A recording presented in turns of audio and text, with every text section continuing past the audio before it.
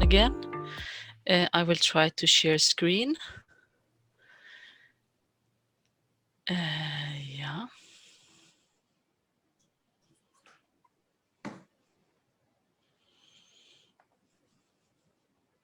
Okay. So I will try to make a link here to the previous discussions about the neoliberal changes in the Nordic welfare states, but also to the discussions and the reflections from our colleagues and the social workers that we met earlier today. By sharing a short summary, I would say, just have half an hour, but I would share a short summary of a study I have collected and I have done together with my colleague Markus Lauri. He couldn't be here today to present it with me, but I will do it. And for those of you interested, you can, of course, you can read the whole article and the study later on. We're also working at the translated or an English version of the results of this study. So we were interested, actually, we were curious to know about the status of critical and radical perspectives in social work education in Sweden. We were discussing, Markus and I, that somehow we have the imagination that critical and radical perspectives are somehow already part of the Swedish welfare state and social work in Sweden, as we have the tradition of the working class and folkhemmets ideology, and that social workers work for solidarity and welfare and work change-oriented, work on multiple levels in society, that the social workers address, find roots to social problems, and also find solutions to social problems in different ways. So, but given the changes that we have discussed today, we were interested to know that have these changes and have these perspectives been affected the way that we educate social workers. And as we here have the title, are social workers ready for tomorrow's challenges in social work?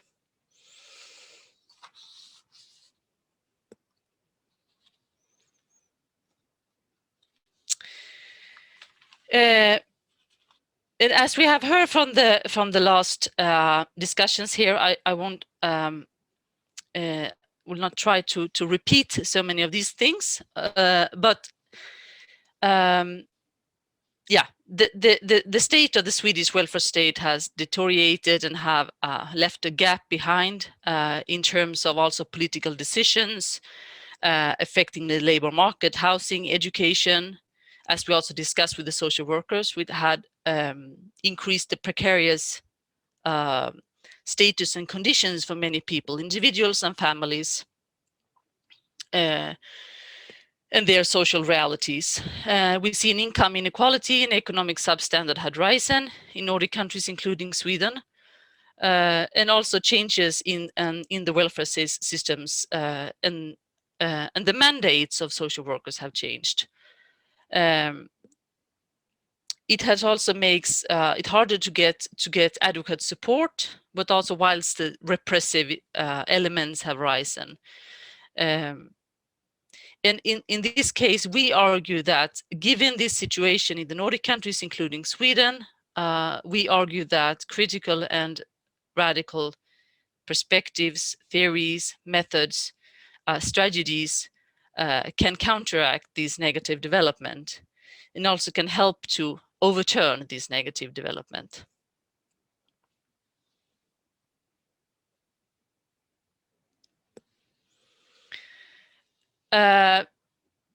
Basically because we think that, or we are convinced that what social workers, what students will learn at the university will have implications, of course, will affect the ways that students, as they become social workers, how they understand, how they define social problems, and also how they are committed to work change-oriented, how they work in practice.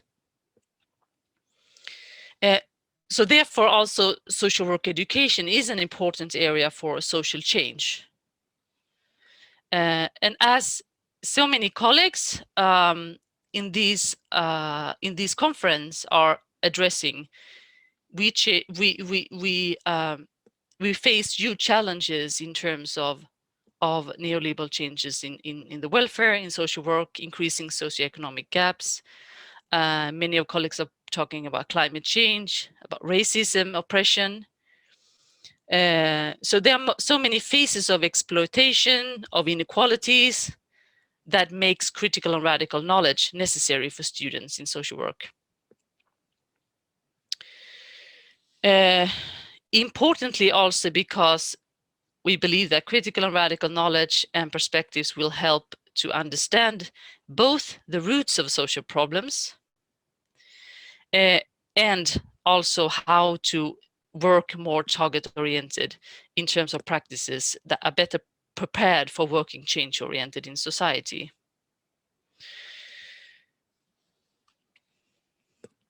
And that might be, as we discussed with social workers, that could be going back to basic in terms of solidarity social work, structural social work, field social work, so many things of these that we have been proud of in Sweden that we have practiced, but it could also be new methods and practices in relation to new problems that we face. Adrian, you have to look at the time for me, because when I share the screen, I don't have the time, so I just want to... No problem, I will tell you. Yeah.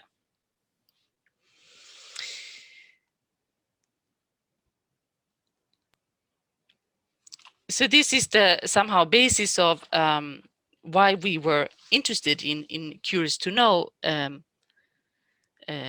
about the status of critical and radical perspectives in Swedish social work curriculum. As I say, because that was something that many times people say that we don't need that, we don't have the same problems as other countries have. You cannot relate neoliberal changes of the austerity politics in UK, for example, with Sweden in the Nordic countries. So we decided to examine or to explore the presence of these perspectives in the curriculum. We have gone through and reviewed program syllabus. In Swedish that would be utbildningsplaner, and course syllabus, alltså kursplaner, och learning goals, learning objectives, lärandemål in Swedish, for the 17 School of Social Work from south to north in Sweden, to find out how well equipped future social workers will be in terms of to work in critical and radical ways.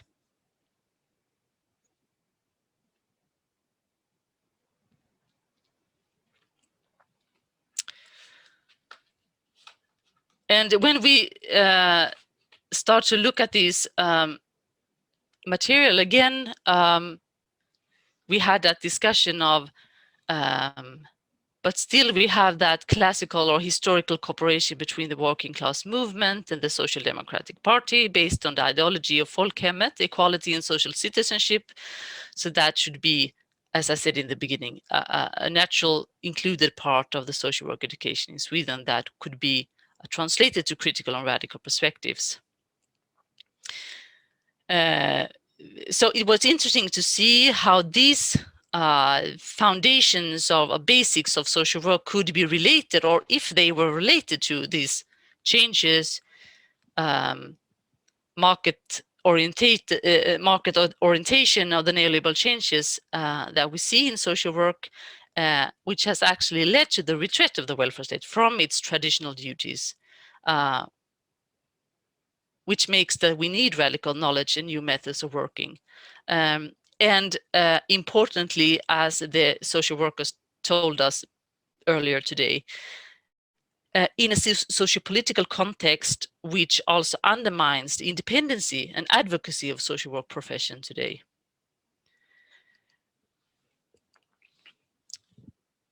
There are so many also related dimensions in relation to this. We mentioned them earlier, or the social worker mentioned them as expressed by them.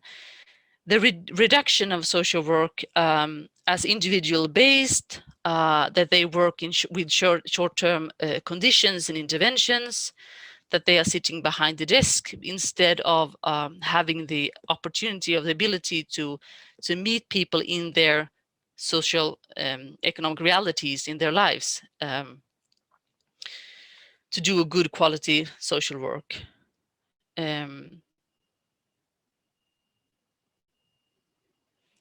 Very short, we define in this study and also have a discussion on what we mean by critical and radical perspectives.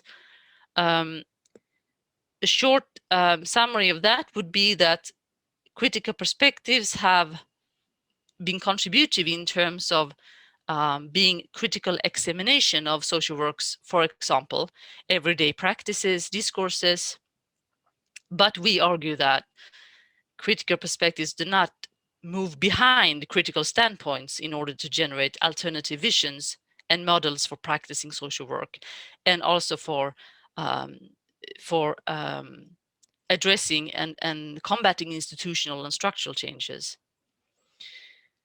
So in that case, radical perspectives instead both explores and claims socio-political mobilization, aiming at changing oppressive institutionalized power relations in society. So we make a difference here, or we try to relate critical perspectives to the radicals, but we also address the differences between them. For the latter, radical perspectives also address systemic changes.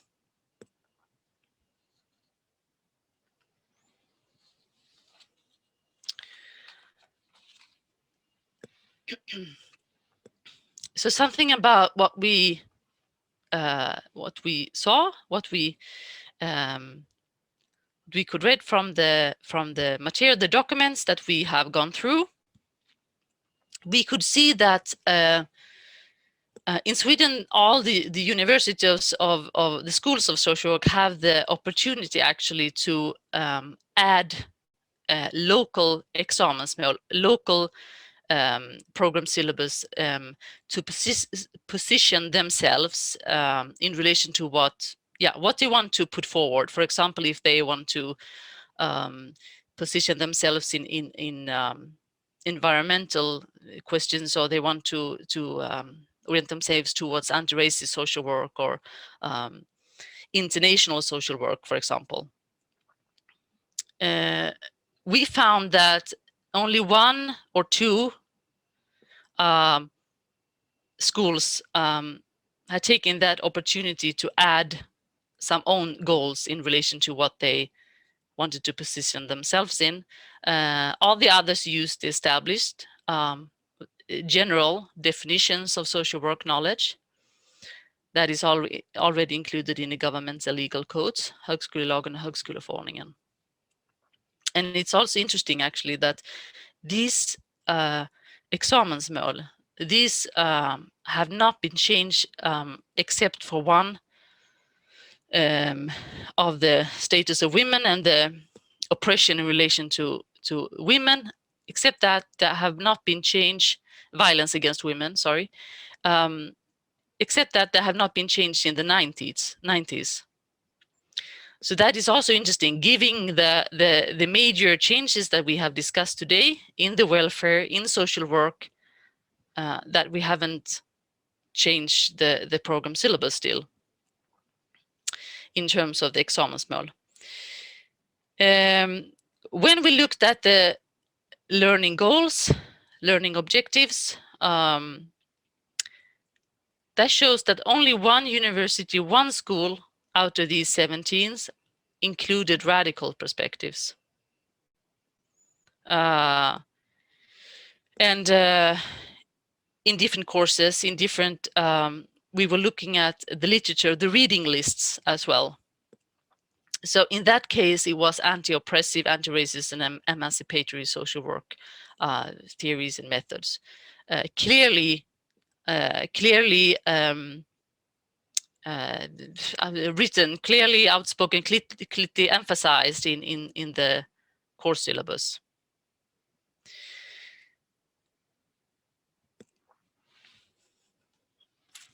We could see that almost all universities, not all, actually all universities, all the 17s, included some moments of some contents of critical perspectives. There were big variations between and within, I would say, in terms of different courses, but also with, between the different schools of social work. But all the universities included some moments of critical perspectives.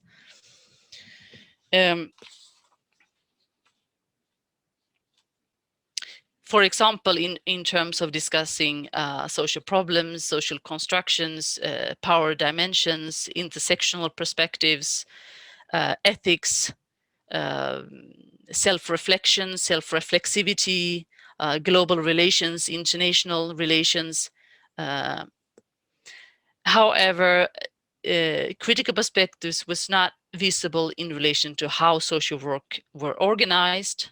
That's also interesting, related to what we have discussed today, in terms of market orientation, in terms of neoliberal changes, how that affects people we work with, how that affects the role of social workers and the mandates of social workers.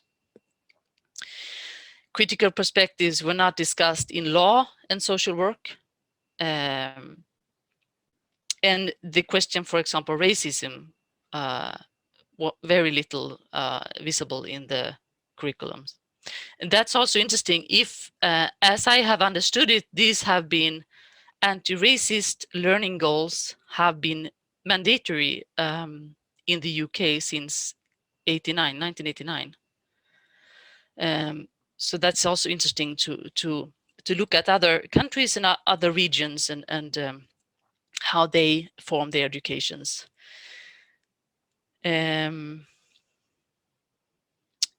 Comparing to Sweden, that anti-racist social work is something that we consider as at some way ad hoc to other general contents. We could see that the majority of universities have critical perspectives as ad hoc, as isolated courses or contents, but not throughout the entire education. We could not see the good progression in critical perspectives from the first semester to the last. There were like 5 universities which we actually could see have the ambition and have much more worked, integrated to have critical perspectives through the entire education. But I would say the majority of the schools have critical perspectives as isolated islands or in specialized courses, or as we have discussed for so many years now, these perspectives or these contents are as if they were important for some students, for some courses, for some themes, for some teachers, and not for all social workers who are becoming social workers.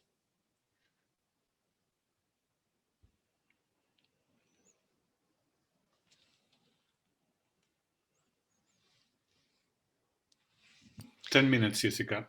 Yeah, thank you. I hope that we can maybe have some time for questions as well, or reflections.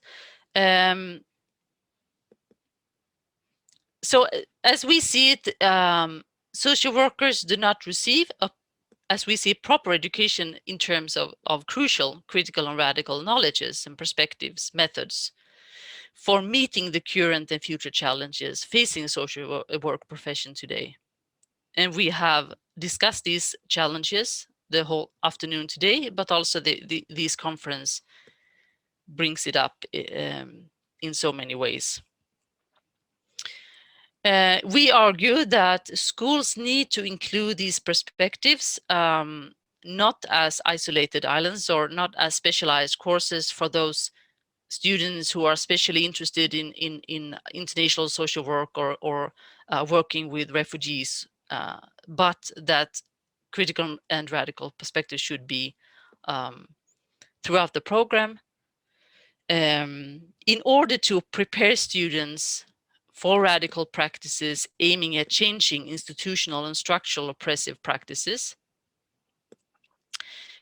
which is also in line of the profession's international ethical rules and principles.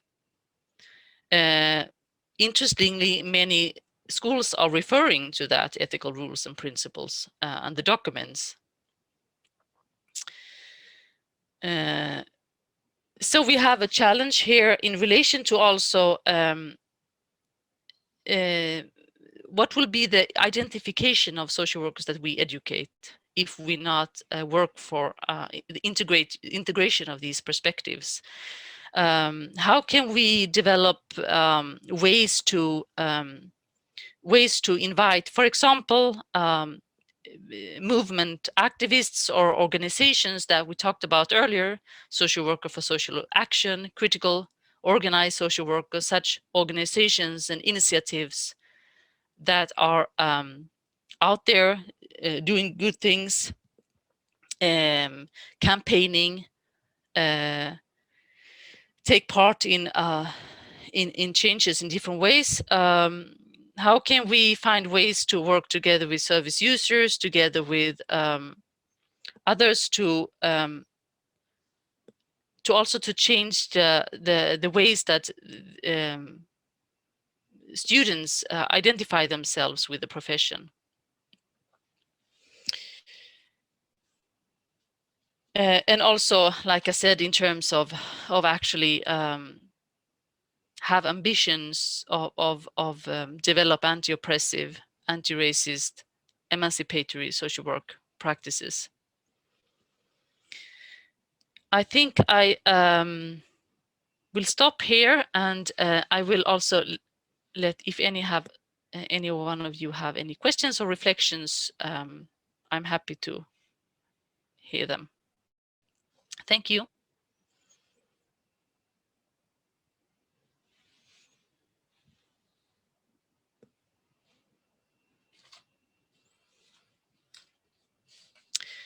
And you can write in the chat, or you can just raise your voice.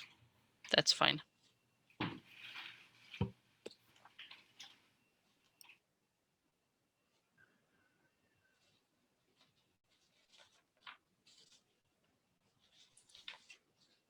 So can I put forward? Absolutely. Thank you, Jessica. Please, Linda. Thank you, Jessica. Very interesting study. Definitely something we need to know much more about. A couple of questions. Firstly, I would be curious to learn a little bit more about if you have presented and discussed these results with some of the social worker educators to see how they would understand it. That would be one question. The other one would be that when you were presenting your findings, I thought about the kind of interdisciplinary or intertheoretical approach, because in many ways I would say that critical and radical social work, harvest from, social science, critical social science, social policy, parts of humanistic theoretical approaches. So I was wondering whether you had some thoughts about how and if social work educations are interdisciplinary, or they are more, because I would say in Denmark, to some extent, there is a troublesome and not, kind of a focus that is a little bit, sometimes tends to be, supporting the profession in a certain way. Mm. Thank you, Linda, for very good questions. Yeah, we are planning to discuss the results with educators, and also in different forums that we discuss social work education and the development of curriculum and course plans and all these things. So to have a discussion on that. So we are planning that. We have not, there have been, or I would say, we chose not to interview educators at this stage. There have been some smaller studies looking not including all of the schools of social work in Sweden, but some of them, interviewing educators and have other methods of doing this. What we decided here to just go through all the documents, because also that is where we express and write, put forward what we want them to learn and what we want students to. Definitely. But I agree, and that it's important to share and have discussions with educators. We have had small seminars with the educators presenting the study so far, and that is that is also interesting, because I don't know how to say it. It's a little bit sensitive in Sweden, but maybe in the Nordic countries, to criticize and to put forward that we don't have critical and radical perspectives. This is not good enough. We have to we have to be with our time, and we have to prepare and equip social workers with this. It was interesting, because we had, in the first session of that seminar, we had a colleague from the UK, from Scotland, presenting her studies, and it seems to me that everyone was so engaged, and these perspectives were so important, and when it comes to the UK, and when it comes to a presenter from Scotland. But when we then turn the focus to the same discussions and the same engagement for the same questions from us, from the perspectives of the Swedish education, people became skeptical and self-defending, so I think we need many discussions. We need many seminars and joint discussions on this. And short, of course, social work have the perspectives and the methods, or the theoretical perspectives of sociology and psychology and political science. I mean, is already a mix there. And we try to have a discussion on that these could be defined as critical and radical perspectives. These are not only these perspectives, there could be others, but we mean that in order to understand oppression, in order to understand the roots of social problems, and etc., we have to at least have some basics of critical and radical perspectives. So we give some examples in the study, and without trying to say that it's interdisciplinary, but still we don't say that the profession of social workers or as scientific or academic discipline stand out without sociology or Thank you, Linda. We have Rune. Yeah, thank you very much. And thanks for the presentation, Jessica. I also found it very interesting. I think there are a lot of studies, or some studies coming out at the moment, which look at social work education and to what degree they incorporate critical perspectives. What I think they always do is they look at what is being taught. But from my understanding, the original volume of radical social work, the idea of prescriptivist knowledge was one of their central critiques. So of like a finite area of knowledge that all social workers should know or make use of, and they kind of argued more on more critical perspectives on everything and being able to question things. And so now I wanted to ask whether this kind of prescriptivist approach towards getting more radical knowledge into social work is a contradiction for you or not.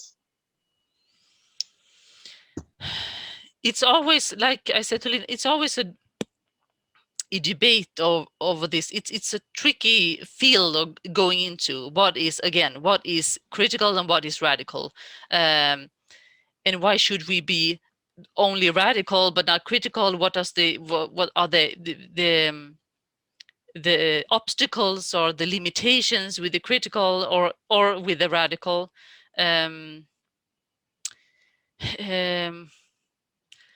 I think we have at least to go back to some, as we discussed earlier today, to some basics in how we understand social work. And we could also lean against how we have understood social work in Sweden in relation to, like I said, in relation to the ideology of folkhemmet, or the alliance between the working class historic movement together with the social democratic that shaped the welfare. Not saying that everything was wonderful and not have problem within that, but still, as the social workers would say earlier today, we don't even have the basics of practicing a good social work, which actually they brought up. Many of these items or the contents are radical already, but we have, as we see it, we have seen that these radical perspectives are at some point already there in the Nordic social work.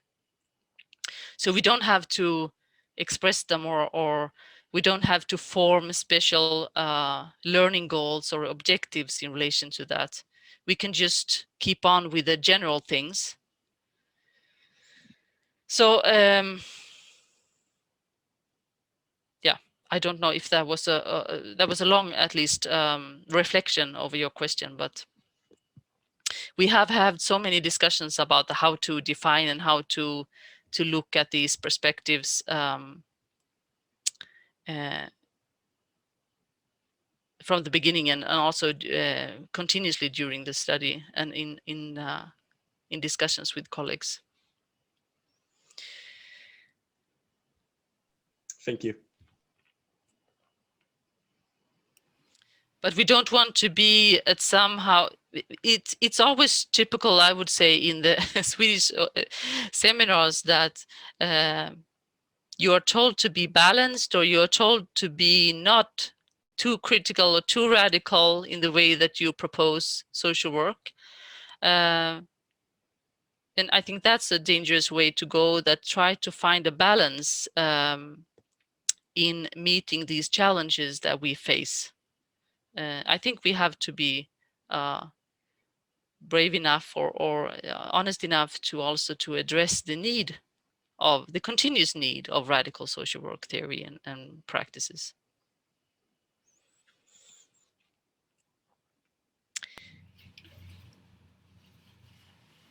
Well, now it's 4:05. Shall we continue to the next session, Jessica, or do you want to round up? Yeah, no, we can continue now. We open up. We don't have a pause break here, but we will continue now. Adrian will lead this session to sum up, but we also want to continue the joint discussions. We are happy after the summarize of Adrian to let all of you to share your reflections and also to pose questions. And hopefully to find ways forward and to continue this important discussion. So I'll leave it to you, Adrian.